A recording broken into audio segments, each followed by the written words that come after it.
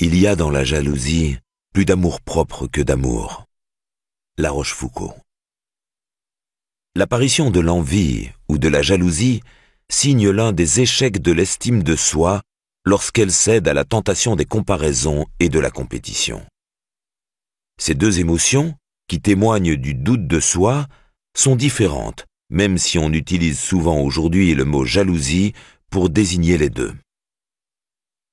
L'envie renvoie au sentiment désagréable que nous éprouvons face à ce que possède une autre personne, que nous n'avons pas et que nous aimerions bien avoir, argent, statut, reconnaissance, voire bonheur.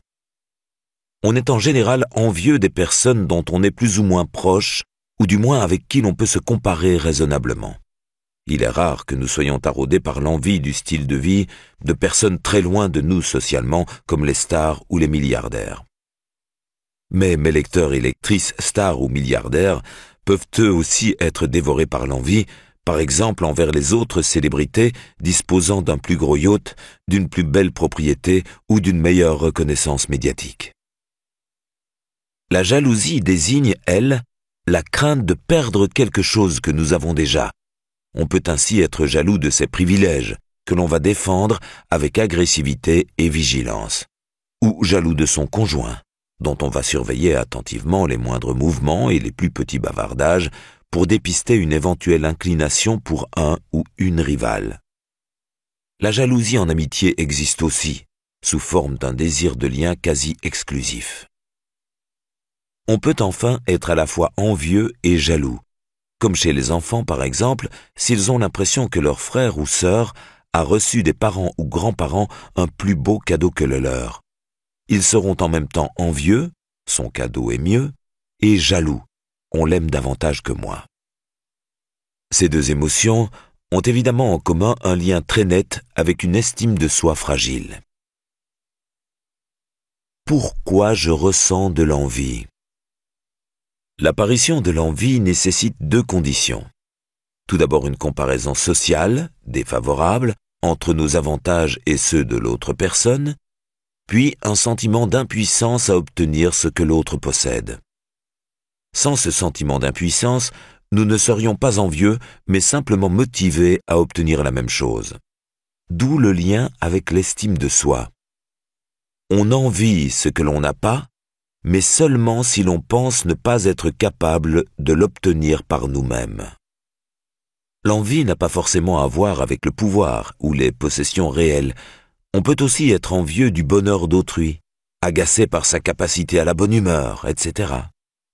Le phénomène est universel. Il existe dans toutes les cultures des légendes de rois et empereurs envieux des petits riens que possèdent leurs sujets. Issue des problèmes d'estime de soi, l'envie crée hélas ensuite un véritable cercle vicieux, qui la fragilise encore plus en poussant à des comparaisons sociales incessantes dont on sait le rôle toxique.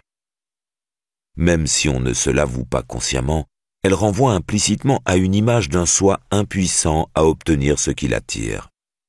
Elle facilite l'existence d'un sentiment de ratage personnel, que l'on peut toujours habiller d'une rationalisation d'injustice sociale dans le cas de l'envie du succès d'autrui.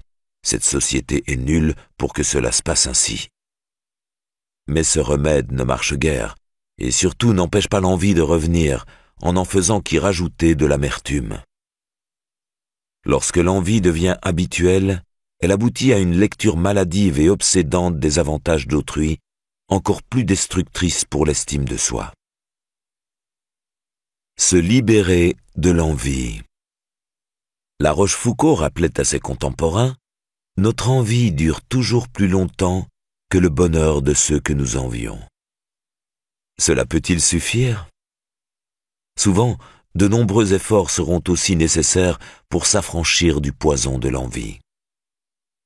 Par exemple, le commérage, dire du mal des personnes dont on est envieux. Bien évidemment, le besoin de médire est largement corrélé à l'envie et au sentiment de faible contrôle sur sa vie et son environnement.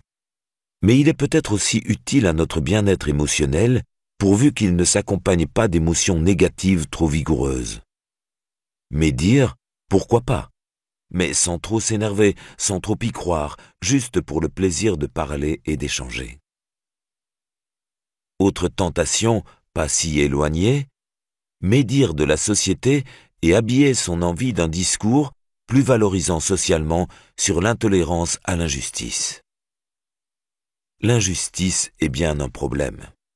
Mais c'est un autre problème que celui de notre incapacité à supporter que d'autres aient plus que nous. Jules Renard l'avait noté dans son journal. Il n'est pas nécessaire de mépriser les riches, il suffit de ne pas les envier. Mais il n'est pas facile de transformer son envie en indifférence, ou même en bienveillance. Comment arriver à se réjouir de la réussite des autres, surtout si elle ne nous retire rien, ce qui est souvent le cas? Pas facile si on a des problèmes d'estime de soi. C'est cependant un exercice très sain et instructif, surtout par rapport à ces envies stupides dans lesquelles nous mettent toutes les situations sociales compétitives. Personnellement, je m'entraîne à faire ce genre d'exercice lorsque les Anglais nous battent en rugby. Cela ne m'est pas facile, mais faire des efforts pour arriver à me réjouir de leur victoire a au moins le mérite de me faire ouvrir les yeux sur l'essentiel, à savoir que la vraie question devrait être « ai-je vu un bon match ?» et non « qui a gagné ?» Quant à arriver à me réjouir sincèrement de la joie des Anglais lorsqu'ils sont victorieux, j'ai encore du travail, mais je ne désespère pas. Il est important également de ne pas se contenter de seulement réprimer l'envie. Mieux vaut la reconnaître et la transformer. S'entraîner à passer de l'envie agressive, c'est injuste que ce nul ait cela, ou dépressive, je suis minable de ne pas l'avoir, à l'envie émulative. Comment m'y prendre pour obtenir moi aussi ce qui déclenche mon envie? On retrouverait probablement ainsi une des fonctions originelles et naturelles, et surtout bénéfique, de l'envie, la stimulation à agir. L'impasse de la jalousie. Nous l'avons vu, la jalousie repose sur la peur de perdre un lien ou une place, qu'il soit privilégié ou exclusif. André Comte-Sponville note très intelligemment « L'envieux voudrait posséder ce qu'il n'a pas et qu'un autre possède. Le jaloux veut posséder seul ce qu'il croit être à lui. » Ainsi, la jalousie repose sur une conception erronée de ce qu'est un lien affectif à autrui, qu'il soit amoureux ou amical. Évidemment, la jalousie amoureuse nous engage plus profondément et plus globalement, et s'avère donc encore plus destructrice pour notre image de nous-mêmes. Mais dans les deux cas, la jalousie repose sur une conception erronée, ou plutôt archaïque et primitive du lien. Aimer, ce serait posséder. Et accepter l'amour d'un jaloux ou d'une jalouse, ce serait accepter la soumission à leur instinct de possession maladif. La jalousie est toujours une souffrance, qui provoque de l'anxiété à la fois par la baisse d'estime de soi qu'elle provoque et par l'anticipation de la perte de liens privilégiés. Jamais les jaloux ne savourent leur bonheur, ils ne font que le surveiller. Les problèmes d'estime de soi sont d'ailleurs encore plus flagrants que dans l'envie. Le jaloux et la jalouse ont peur que leurs qualités ne suffisent pas à retenir leur partenaire à leur côté. D'où leurs efforts pour scruter, intimider, emprisonner. Au lieu de donner envie à l'autre de rester, on cherche par tous les moyens à l'empêcher de partir. Évidemment, cela n'améliore en rien l'estime de soi déficiente. La jalousie, finalement, empêche d'être rassuré sur l'amour ou l'affection que l'on nous porte vraiment. L'autre étant ligoté, il est impossible de savoir s'il est vraiment attaché à nous. La jalousie aggrave donc le problème au lieu de le solutionner. Elle est un échec complet du lien à l'autre et du lien à soi. Et elle finit par faire oublier l'essentiel de ce que devrait être un lien épanouissant, la réciprocité.